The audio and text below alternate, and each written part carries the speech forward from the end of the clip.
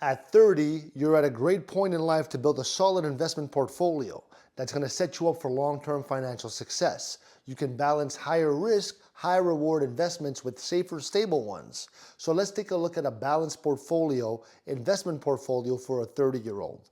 This is not financial advice, it's for educational purposes only. So here are 5 key investment options to include in your portfolio.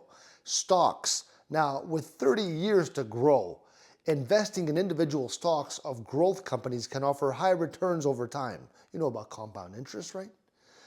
Consider companies with strong growth potential.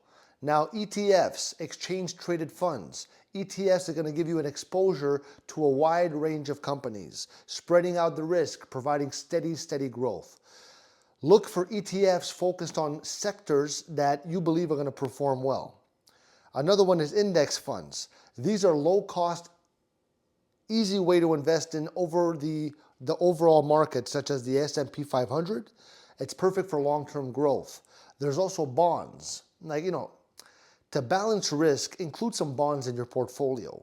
Government or corporate bonds provide a steady income while being relatively low risk. There's also real estate.